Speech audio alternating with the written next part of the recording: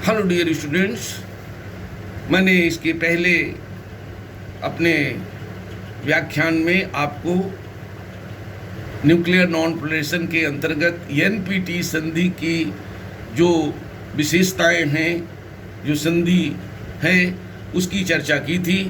और अब मैं आपके साथ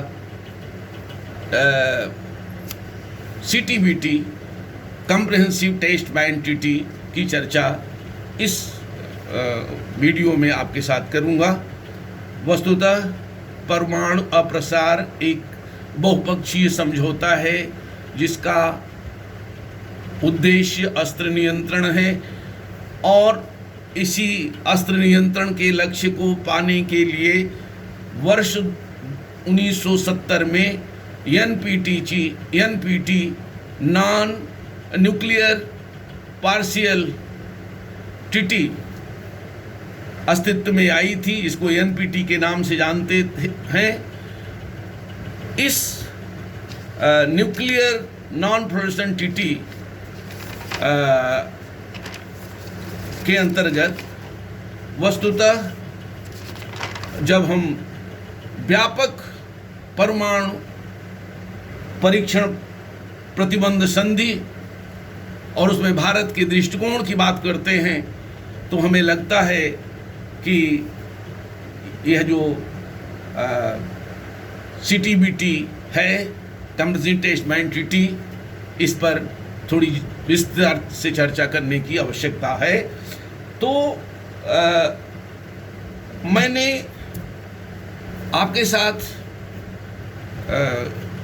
मैं आपके साथ इस वीडियो में यह बताने की कोशिश करूंगा कि अभी हाल में ही व्यापक परमाणु परीक्षण संधि संगठन सीटीबीटीओ ने भारत को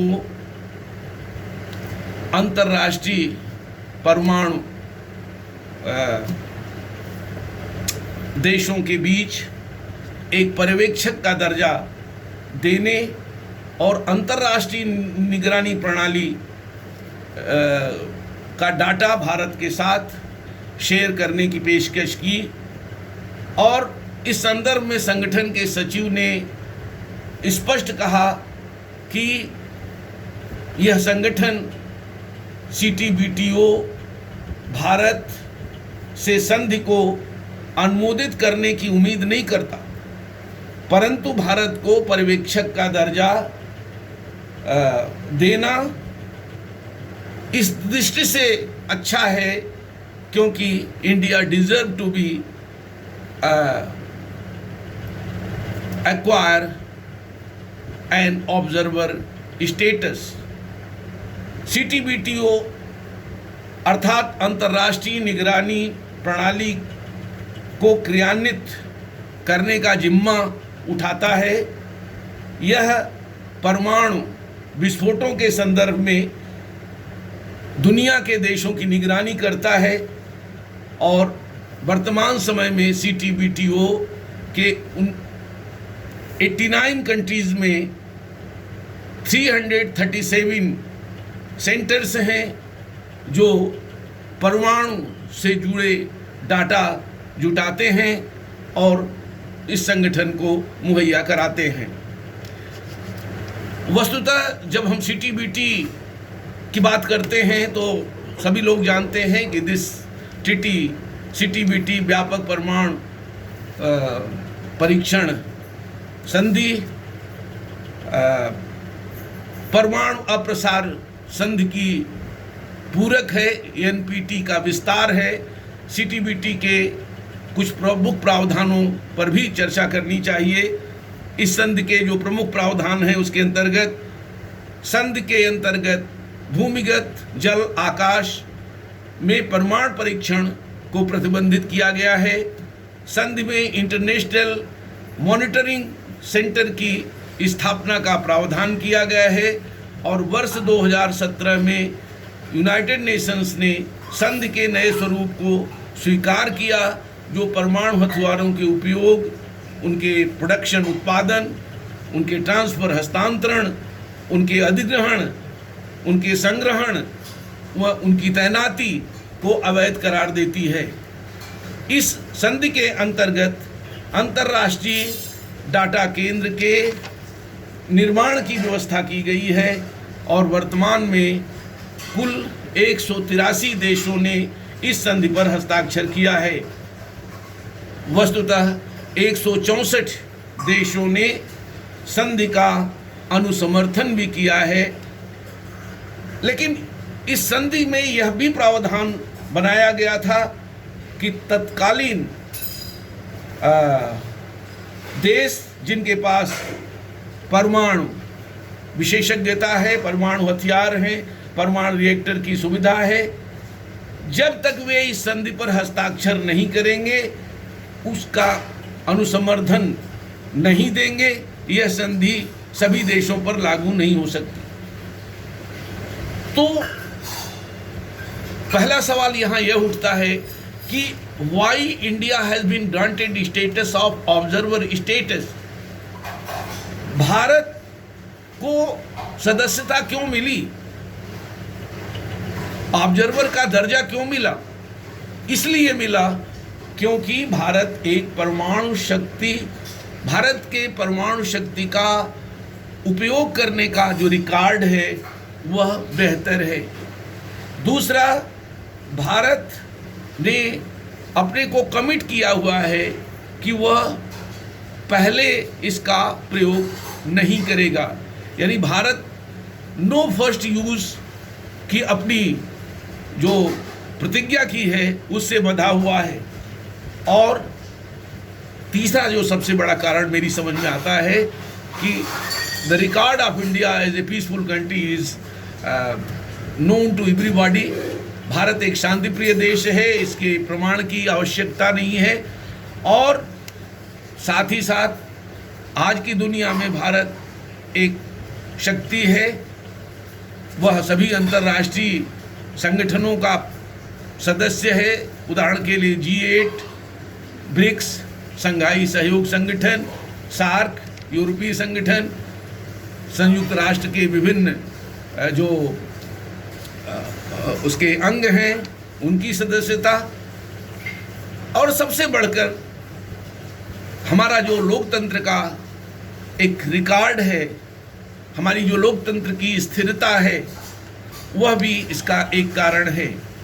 साथ ही साथ वर्ष 2000 के बाद से भारत और अमेरिका के बीच में निरंतर संबंधों में जो सुधार हुआ है, जो संबंधों में मजबूती आई है, वह भी इसका एक कारण है। लेकिन इन सब के बावजूद till date India has not given consent to sign on CTBT. So question arises, why India is not willing to sign on CTBT? वर्ष 1998 में परमाणु परीक्षणों के चलते विश्व में भारत को निंदा का पात्र बनना पड़ा था, निंदा का शिकार होना पड़ा था।